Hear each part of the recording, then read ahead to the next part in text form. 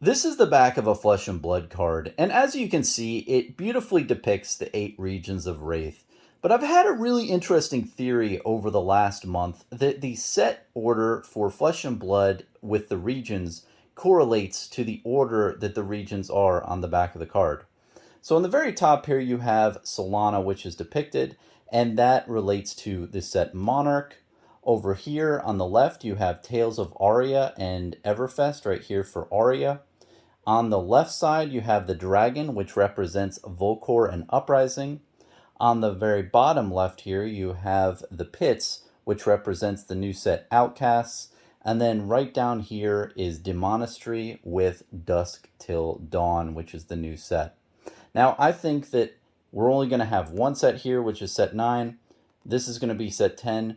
And then I think Savage Lands is going to be 11 and 12. And then it's going to go over here to Mysteria, and then finally to Metrics, then finally back up to Solana.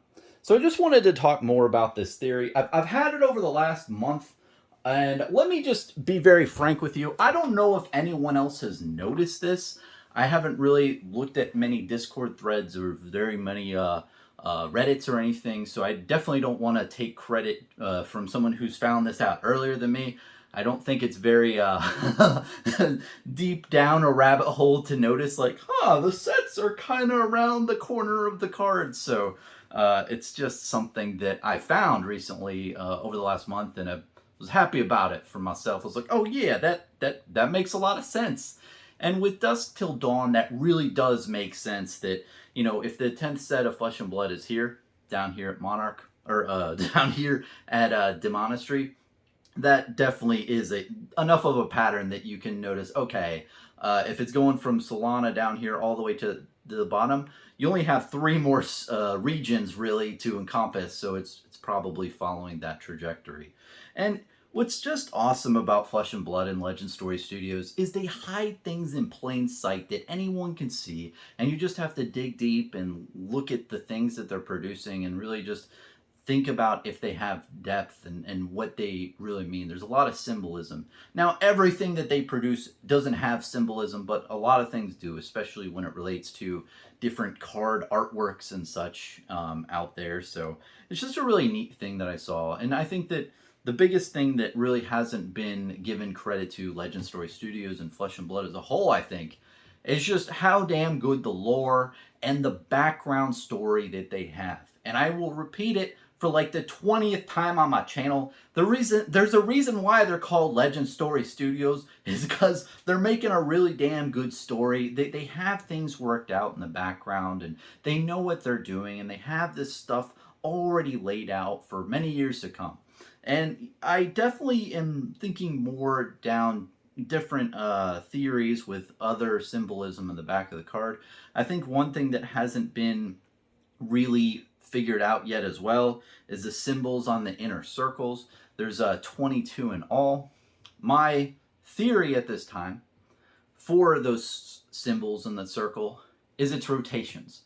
So when they finally get all the way back up here to Solana, that's going to represent like one of these symbols. Like maybe it's going to represent this symbol is like the first rotation around the circle. And then each one of those symbols is going to represent one rotation. That's something I thought of. And if you think about it, I mean, there's 22 symbols in all. You will only probably see 18, I think, from the naked eye here. But if you look on a booster pack, there's 22 symbols around the circle here. And if you do 22 times, well, if there are 10 sets down here and maybe another 5 here, so that's 15 for one rotation.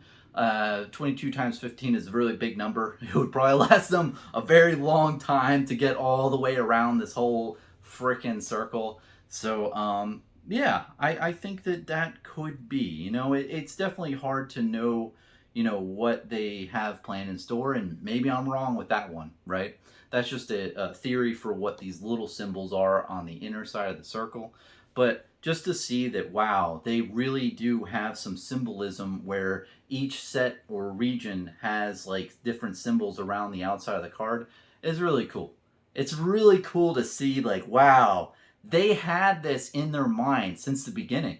Because if you think about it, this card back was developed in what, 2018, 2019? Legend Story Studios already knew what they were going to do in 2023, back in 2018, with the lore and the story and what sets and what order and what themes and everything were going to go down. So it's just really awesome to see that pan out. And really, a lot of times with TCGs out in the industry, I think that the important thing is habeas corpus. It's like, show me the body, show me what you're talking about.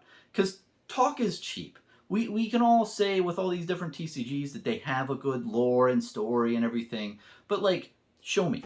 Like, show me what you're talking about. And I think that this is really the body. If you're looking at this and you're like, whoa, like they had all this stuff planned out, they know what they're doing, they're moving into a direction that they already know what they're gonna do, is just really awesome to see. And it's really cool as an enthusiast of this game to really like, whoa, like this is big. So anyway, I just wanted to make a really quick video just discussing this because I thought it was cool.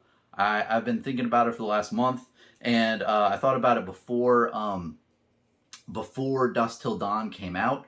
And then when it did come out, I thought, whoa, okay, yeah, this is definitely a thing. I mean, I could be wrong, okay? But literally we are 5 regions in around the whole card back. There's only 3 more. I mean, it looks like enough of a pattern to say. And then what's really cool is if you think about the light and the darkness on the top and the bottom, it seems like the set name for the top and the bottom relates to the feel of what's going to happen in the next blocks. Like if you think about Monarch, guess what happened when we went to Volcor? Well, the Emperor died. So, I mean, you think of that side of the story as like, okay, well, what was the biggest impact that happened on this side? Well, the Emperor died. And if you think about Dusk Till Dawn, I think that that is referencing, hey, we're going to go for the next like 5 sets from dusk, which is darkness, to dawn, which is light. So that is the next block that we're going. And maybe Dusk Till Dawn just doesn't really mean anything. Like maybe there's it's just saying, hey, like we're just gonna go and finish the rest of the sets up, or the regions up, and we're going from dark to light. I guess that'll be revealed in time. But it does seem like there's some sort of like correlation between the name and then what happens in the lore of Flesh and Blood. Is it going to be like really dark? Like maybe some really big shit goes on right here in the 10th set where shit gets real and people have to band together and fight off the darkness, and the next couple of sets or the next 5 sets are the good guys or the heroes of Wraith just fighting back against the baddies and going from dusk till dawn, like bringing a world of darkness into the light. Like, is that what's going to go down? I mean, that seems pretty reasonable to me. But anyway, just wanted to talk about the whole theories I have with the card back of Flesh and Blood. Let me know your thoughts and opinions about this. I'd really love to hear them. There's just a lot of cool stuff hidden in the world of Wraith, and just everything about it just screams like, we care.